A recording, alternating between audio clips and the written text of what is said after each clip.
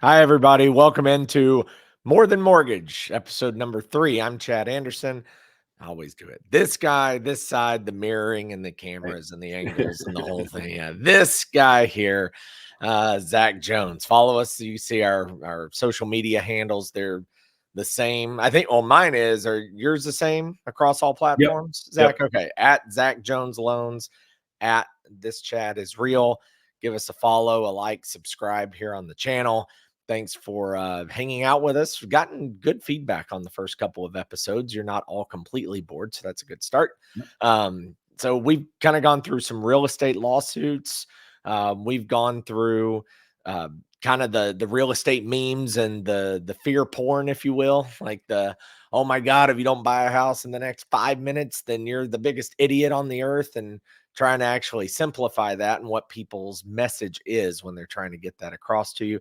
So we've had a couple of fun, episodes, and now today we want to get into seasonality. And we're right here in early December, recording this the first Monday of December. My voice is a little hoarse because Roll Tide from this past weekend, by the way. So I'm gonna push through and struggle through this one. But anyway, we're gonna get into some of that seasonality and the discussion. And everybody always has this mental like lock-in of, oh, well, you sell your house in the spring or the summer and the kids and school and all these different things. So looking forward to jumping into that today with Zach. How have you been, man? Good. Just spent a little bit of time out of town this weekend, so I'm feeling Right. a little bit refreshed and got some new sights and sounds, and taking a quick break. So ready to jump back into it and see what December holds. And that's kind of where my mind went in thinking about a topic is this issue of seasonality. Mm-hmm. It's an interesting thing in real estate because it's a real thing that can get absolutely blown out of the water and become nothing. The this whole aspect of seasonal sales just gets overridden by one little market factor turn. So it's an interesting topic. Yeah, it really is. The last few years, you go back to COVID, right? Pre-COVID for the Southeast anyway, because COVID kind of started to trickle in. You started hearing about it on the news in December of 2019. And Right. then it made its way into the United States. I want to say it was early February. The Southeast still didn't start to see it and get impacted by it until about the middle of March or so. And on a dime, everything turned. And I remember telling one of my assistants at the time, I said, hey, we got to jump because rates were free falling. And this was February. And I said, we got to jump on this opportunity. And I'd make fun of him to this day because he made the comment of, well, we'll be lucky to get a few $1,000,000 of volume out of this thing. I said, no, no, no. This, and even I way undershot it, but I said, this is like a 10 to $15 million drop and Right. refinance opportunity and people jumping into the market. And it, it was 4 or 5x that. I mean, it Right. was, it Right. was insane, right? You couldn't keep up. You were literally talking to people all day and then structuring deals from 9 p.m. until 1 a.m. to then call them back at 7 a.m. after you're sleeping on a cot upstairs and then calling them back the next morning to go over the numbers and to get it locked in. And it wasn't just refis. I mean, the housing purchase situation went nuts, for Right. almost 2 straight years, at least for a year and a half.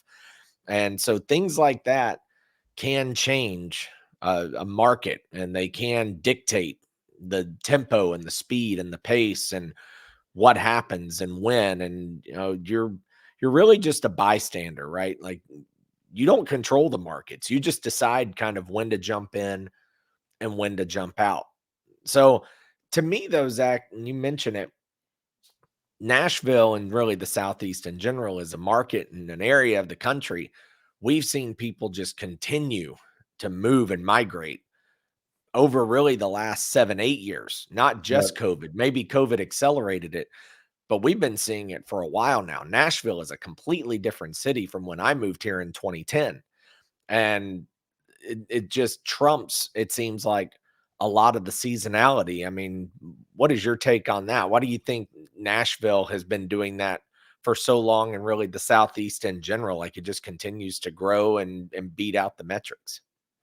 Well, so in order to answer that, probably explain a little bit about what seasonality in real estate typically looks like. And you start Yeah. in January. So, January, and we'll talk about Tennessee. January in Tennessee is cold and gray. It sucks. Let me It, just it, tell you, it it sucks. well, Okay. yeah. So we're both sun guys, and so it does suck. So, um, January in Tennessee is cold and gray. One of the things that's kind of interesting about new construction is that those houses don't ever warm up to the daytime temperatures. They typically stay at the nighttime temperatures. And so I'm always, there's this image in my mind about agents talking to me on the phone in January and February saying, "Oh, I'm standing in a freezing cold house and my boots are frozen to the floor and I can't," and it's not that bad in Tennessee. It's not like Minnesota or something, No. but it's cold and gray. And so I've always kind of, my wife's birthday is in the middle of February. Valentine's Day is in the middle of February. In Tennessee, we have daffodils and buttercups, the little yellow flowers that start blooming right next to the stone walls and next to the houses and in the warmest spots on the south facing walls right at that same time in right in the middle of February. So I always mark that as I start to see these little specks of yellow. I know my wife's birthday is coming up because I'm that guy who When always is her remembers birthday, that. by the way? What day? It's sometime in the middle of February. Uh, February 16th. Um, I'll just leave the so card out. Hope I yeah, get it that's right. right. Okay, good job there. Yeah. So yeah, so that typically is when I mark the spring housing market starting. And so we have this spring sale market where people are getting out, the trees are blooming, the grass is greening up, and people are out buying houses, and they'll do that for a couple of months into the beginning of the summer. And then we'll have another boost as people decide that they're going to move to, maybe they're moving from one county to the next, or they're moving into Middle Tennessee. They want to get everything settled during the summer, get things squared away, get the kids registered for school, and be ready to go when school starts. And that seems like it gets earlier and earlier every year. And then we'll have a little fall blip. And then sometimes, typically, Chad, this is kind of a funny thing, but we'll see, people say, "Well, I had a really good December." December's always been my best month. And that's, maybe for the last 7 to 10 years. Um, so Middle Tennessee has experienced this seasonality up until maybe 7, 8, 9 years ago when the migration really started into Middle Tennessee. And so you've got, people moving into Middle Tennessee. You've got people moving around in Middle Tennessee, people moving, out of Nashville into the surrounding counties. And so there's this constant flow. And we've seen, I could probably look back in my production and loans closed and see a pretty consistent pattern where there's maybe only 1 month that's down a little bit. And you think, well, it gets busier in the spring. It does, because the calls come in a little bit more. But as far as closed loan volume, it just doesn't seem like it changes that much. And that's, taxes and climate and desirability. And, it seems like, and I just got back from California, and people were, "Where are you from?" "Oh, I love Nashville. Gosh, I'd give anything to move to Nashville." And then a lot of Californians are like, "I got to get to Nashville." And it's kind of funny. People are talking about Arkansas in a different way these days. I think Arkansas is our new sleeper. Arkansas and Alabama probably our new sleeper states in the Southeast. Look, I've been to Arkansas a lot somehow. I don't know how that happened in my life, Yeah. but I've actually been there a lot. I don't see it. All right. No, I Well, haven't been in a while, but I will say my times in Arkansas have only been Little Rock for a couple of days, and then Fayetteville because I went to watch Alabama play right, against Arkansas, right. or I was working for Alabama and the team was playing at Arkansas. And it's been a while, so I'll give them a little benefit of the doubt. But I do know that Fayetteville, Bentonville, top left northwest corner, they Yep. are really pushing, trying Right. to get people to move there and offering incentives and bonuses and grants and all these like housing promotions and things like that. I forget what else is up there. I know, Walmart's headquarters are up there, In but Bentonville, yeah. yeah, but they're doing more and more. They're really making a push for that northwest corner up in the Ozarks. Well, the retirement situation, like in Hot Springs and up in the Ozarks, that's what people are talking about because it's so affordable. And then Yeah, you've got there's a lot of tax pushes and incentives coming along that I'm seeing in the news that are probably going to be a push and a real boost for Arkansas. People are looking for affordability, Chad. That's what it comes down to. And so, can true. you get quality of life and access to services and reasonable taxes? And I did a reel, published a reel this morning on Instagram about property taxes in Tennessee and the way that they're assessed. And I probably have taken more heat on social media in putting together, housing home buying scenarios where people are just out and out calling me a liar about Tennessee property taxes because they simply can't believe it. That these are real. As I put a, It's a, crazy. a tax a proposal together for what a monthly payment is on a $400,000 house, people are like, no way, you can't pay property taxes that much. Property taxes are more than that mortgage that you're promoting. It's like, well, I mean, all I can tell you, go look on the tax Look assessors, it up. look it up on Google the Zillow. millage rate. Yeah, Yeah, just look at it because yeah, it's a huge boost. We can talk a lot about Middle Tennessee being one of those places that has overcome some of this seasonality, but that's really not. I think the topic that we want to cover today. It's more kind of my idea here now as we sit on this cusp of interest rates tempering a little bit. Did we come over the crest of the peak? Maybe. I mean, I think that both you and I are maybe cautiously optimistic, cautiously hopeful that we're going yeah, to be going on that downward trend as we get into this election year and the true tempering of inflation, which is yeah. going to help those interest rates come down. We may be in a situation where we're experiencing right now in this little window, a pretty good normal seasonality to the market where we might see a slow spring, January and February. But literally, I think that, we could come off with some great news in December about interest rates and a little bit of publicity about that and fall off the edge of a really hot market and be just going like gangbusters like 2020 for January and February. I think that that's possible. Yeah, the point here is, look, Nashville, Middle Tennessee, and a lot of pockets in the Southeast, or a lot of areas in the Southeast, we have seasonality in the sense of pretty much no matter the market, there's the spike in the summer.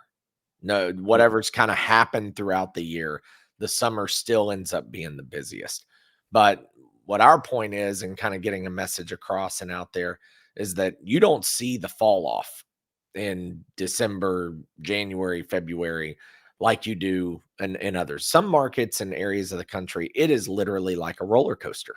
You see this in the summer, and then it can really slow down and take a dip. Right. And Well, you can't get into a house because there's 3 feet of snow in Fargo. You're not right, going to probably buy it. right, You can't even see the yard, right? correct. And we still believe that there's just so much pent up demand that Yeah. people want. They still want.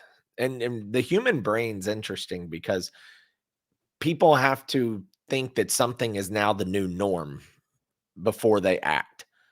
Like, a lot of times humans don't really uh try to forecast. For example, they look at the immediate and the present, because if they forecasted, right, Zach, they would say, I better buy a house today because eventually these rates are coming down, whether it's in a year or 3 years, it will come down.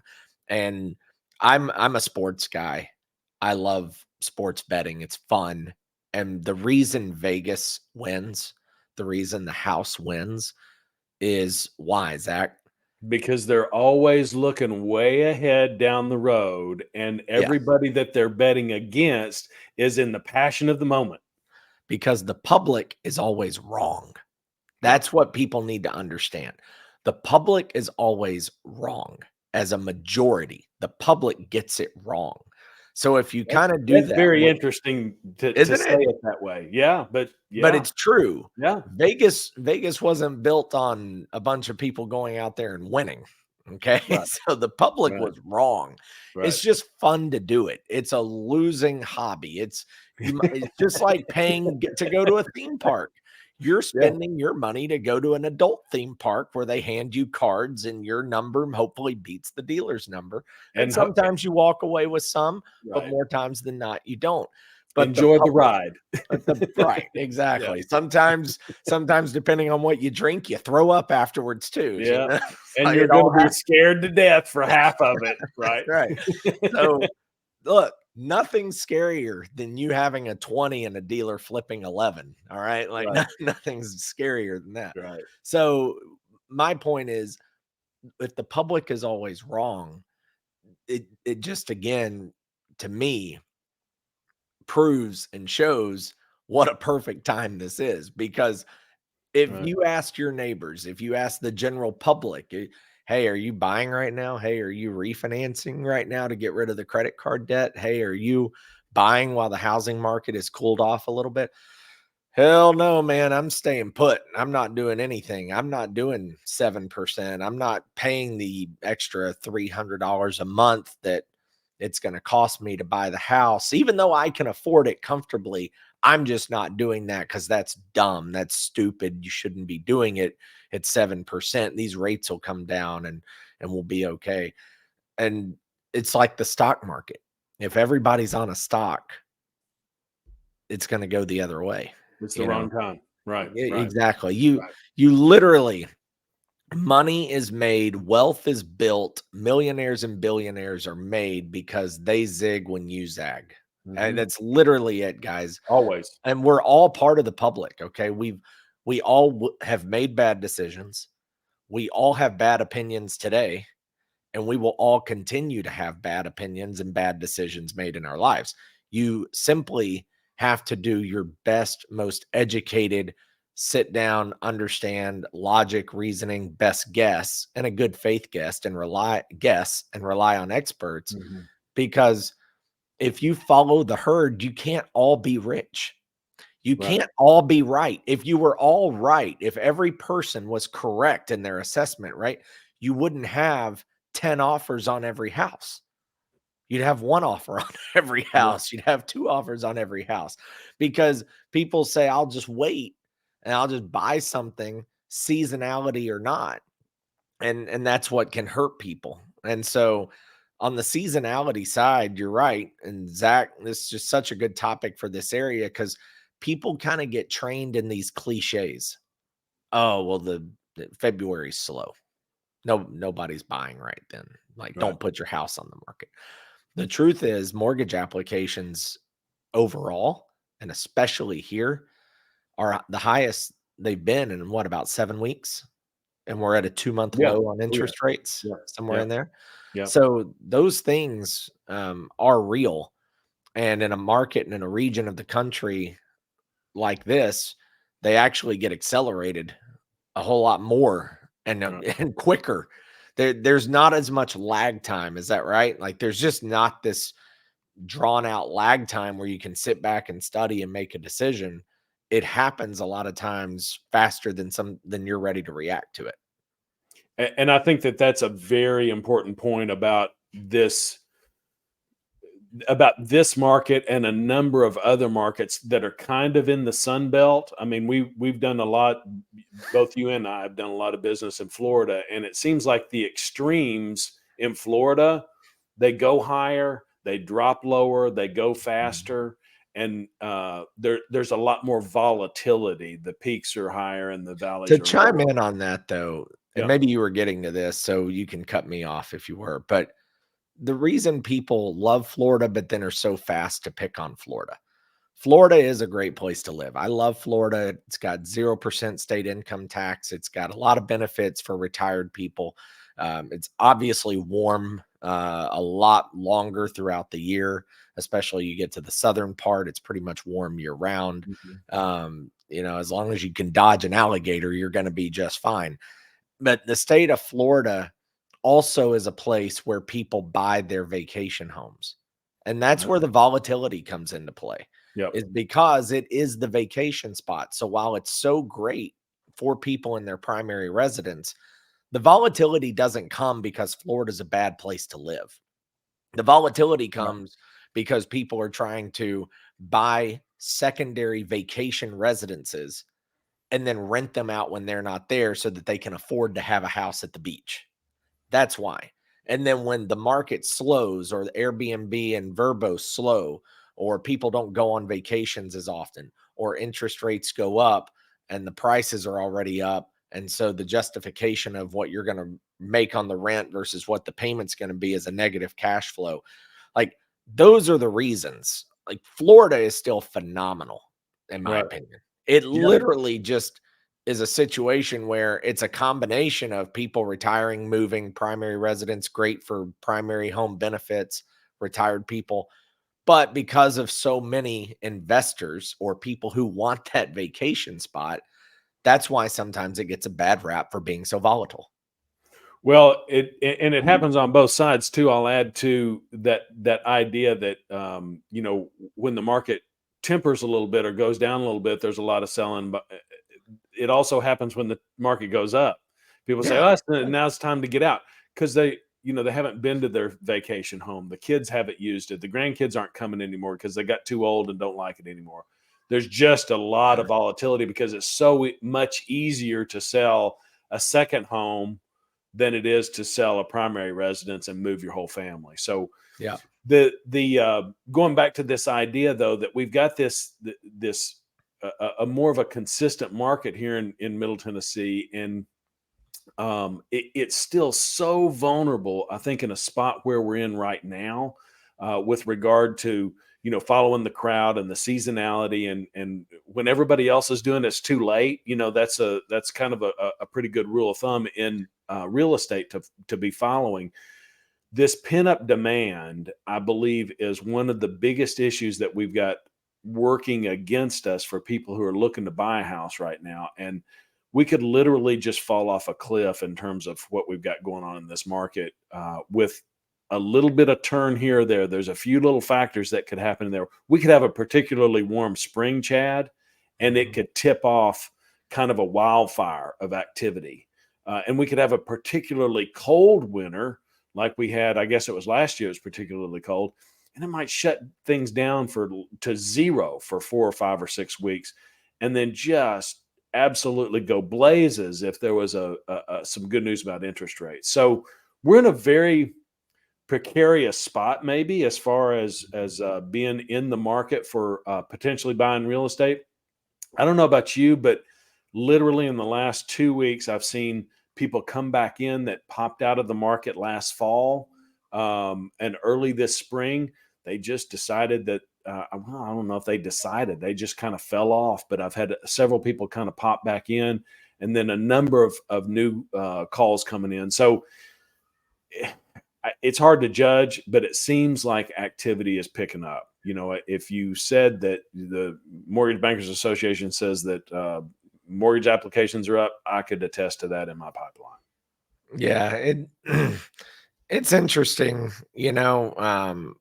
What's funny, Zach, is I've done presentations for home buyers. Like, we're at the point that, not that this shouldn't always be done, but kind of gone even an extra step more than normal, where I've done Zoom calls with families, after hours or early in the morning or whatever.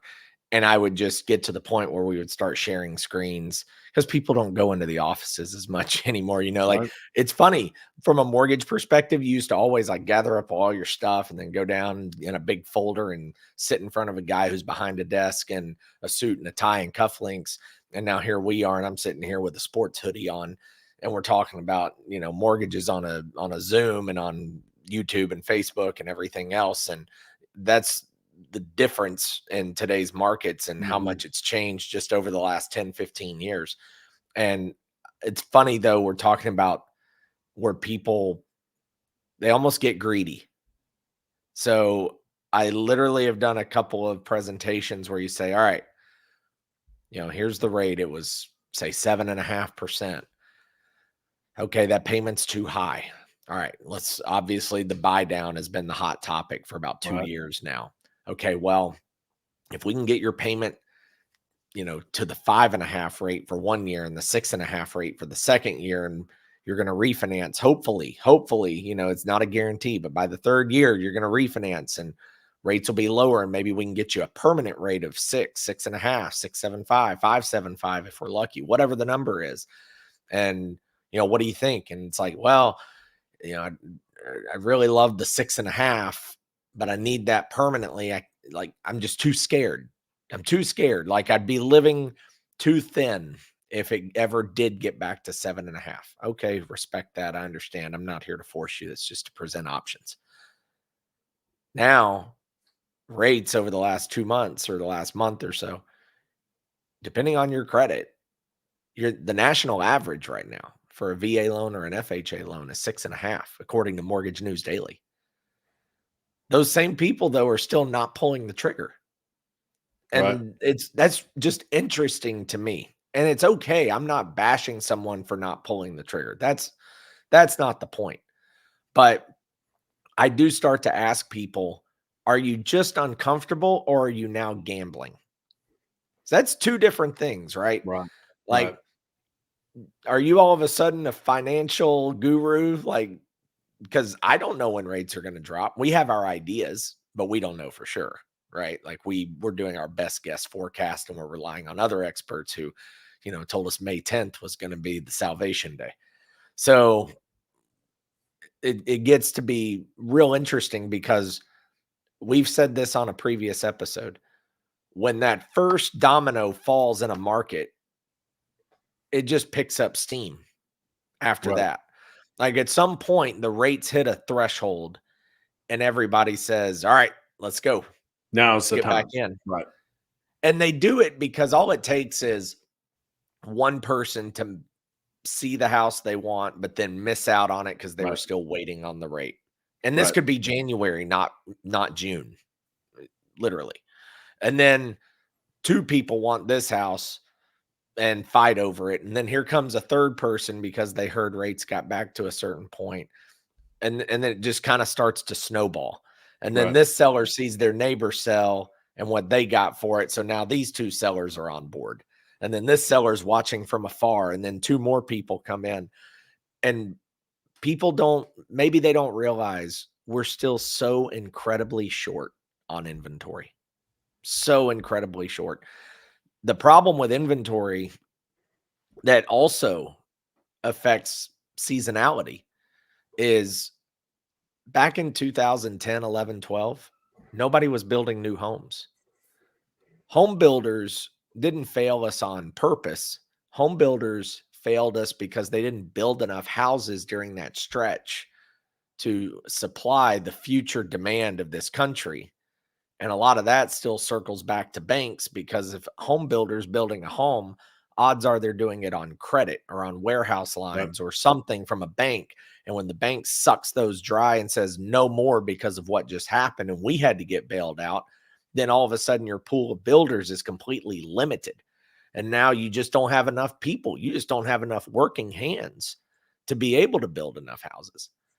So I just thought that was interesting too to add this in as we kind of wind down here. But even as rates start to trickle down, it's like the casino thing again, right? You don't Right. know when to stop. You don't Right. know when to, at some point you have to cash in your chips.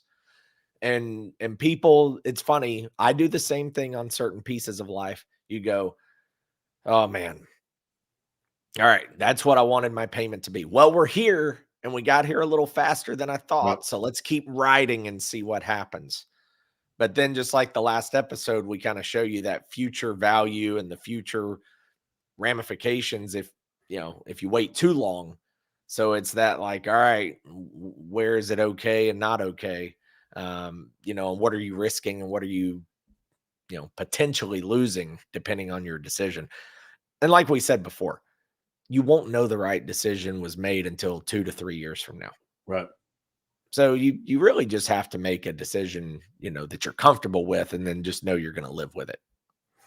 Well, I think it's human nature too to latch on, and this is one of the things that I hate about the rate discussion. And everybody focuses on interest rates so much.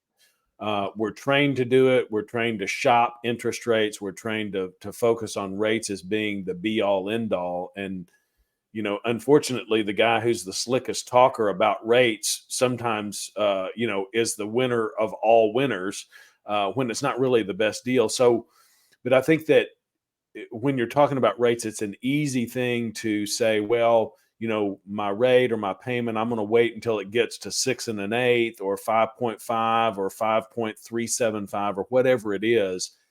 And that's not really the real reason, Chad. There's a generic fear out there, and it's easy to latch on to an interest rate or a home price or a economic metric or a president or whatever it is, the neighbor down the street, and say, well, that's my excuse for not taking an action that I'm afraid of taking.